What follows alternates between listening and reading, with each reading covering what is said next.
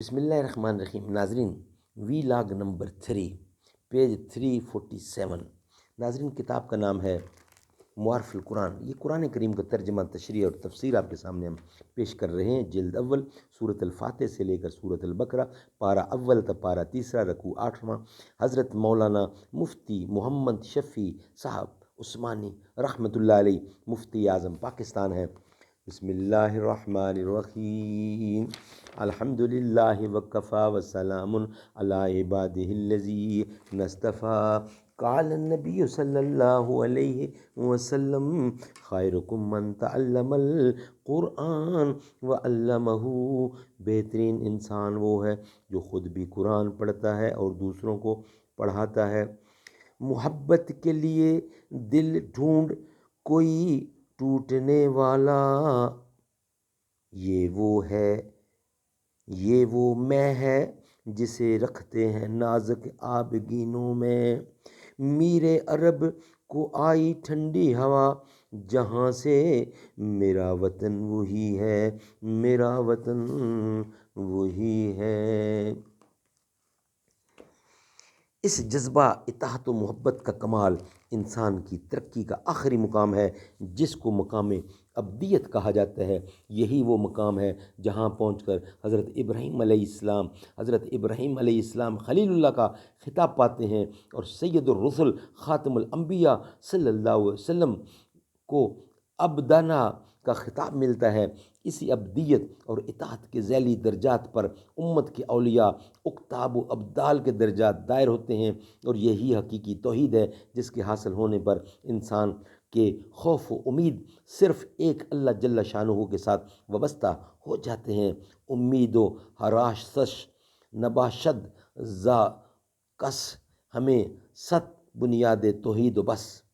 غرض اسلام کے معنی اور حقیقت اطاعت حق ہے، اور اس کا راستہ صرف اتباع سنت رسول صلی اللہ علیہ وسلم پر منحصر ہے، جس کو قرآن کریم نے واضح الفاظ میں اس طرح ارشاد فرمایا: فَلَا وَرَبِّكَ لَا يُؤْمِنُونَ حَتَّى يُحَكِّمُوكَ فِيمَا شَجَرَ بَيْنَهُمْ ثُمَّ لَا يَجِدُوا فِي أَنفُسِهِمْ حرجا مما قضیت ویسلموا تسلیما۔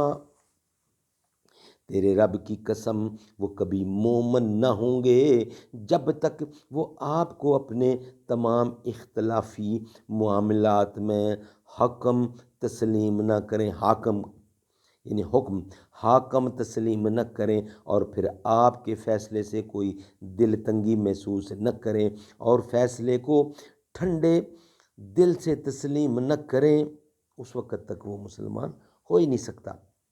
مسئلہ آیت مذکورہ میں حضرت ابراہیم علیہ السلام نے اپنی اولاد کو وصیت فرمائی اور ان سے عہد لیا، وہ یہ تھا کہ اسلام کے سوا اور کسی حالت اور کسی ملت پر نہ مرنا مراد۔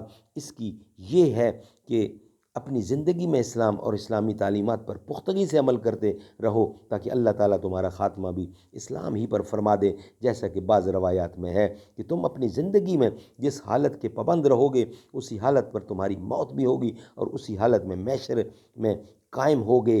اللہ جل شانہ کی عادت یہی ہے کہ جو بندہ نیکی کا قصد کرتا ہے اور اس کے لیے اپنے مقدور کے مطابق کوشش کرتا ہے، تو اللہ تعالیٰ اس کو نیکی کی توفیق دے دیتے ہیں اور یہ کام اس کے لیے آسان کر دیتے ہیں۔ سبحان اللہ، سبحان اللہ، سبحان اللہ۔ ناظرین، وی لاگ نمبر 3 کمپلیٹ ہوا۔ انشاءاللہ وی لاگ نمبر 4 کے ساتھ آپ سے ملاقات ہوگی۔ در نبی پر یہ عمر بیتے،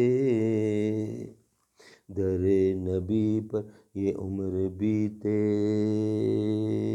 ہو مجھ پہ لطف دوام ایسا، مدینے والے کہیں مقامی ہو ان کے در پہ قیام ایسا۔ بلال تجھ پر نثار جاں ہو کہ خود نبی نے تجھے بلایا، نصیب ہو تو نصیب ایسا، غلام ہو تو غلام ایسا۔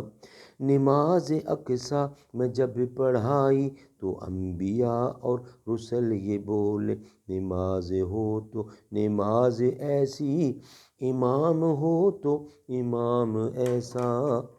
در نبی پر یہ عمر بیتے، وہ مجھ پہ لطف دوام ایسا۔